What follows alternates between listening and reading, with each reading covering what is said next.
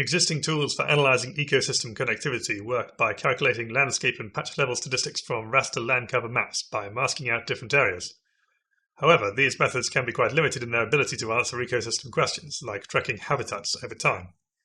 To solve these issues, we introduced the geograph, a geospatially referenced graph for analyzing ecosystems and habitats, in which nodes represent patches of land and edges represent proximity between adjacent patches. The geograph takes as input a land cover map, either rasterized from Earth observation data or, like this map, collected from ground survey data. From this map, we can create a graph in which each patch of land corresponds to a node in the graph and edges are added between adjacent patches. This is our interactive graph viewer, which allows for easy inspection of any of the graph properties and metrics through the panels on the right-hand side. We can also switch to satellite imagery like this, or toggle the view of the underlying data.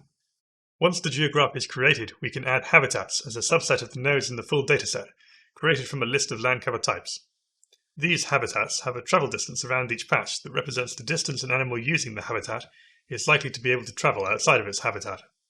In this example, we have created a habitat made up of all pine forest patches, with a travel distance of 500 meters. In the components view, we can see that the 500-meter travel distance has created some large connected components representing a unified habitat.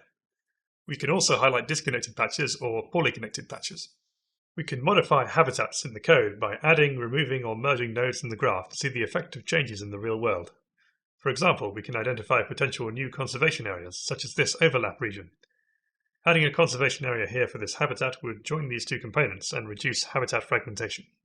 When we have multiple years of data available, as in this example, we can examine the node dynamics across time and see if particular habitats are shrinking or growing. Here, different patches are colored according to whether they are growing, shrinking, splitting, or merging over time. Thank you for listening, and you can use these links to find out more.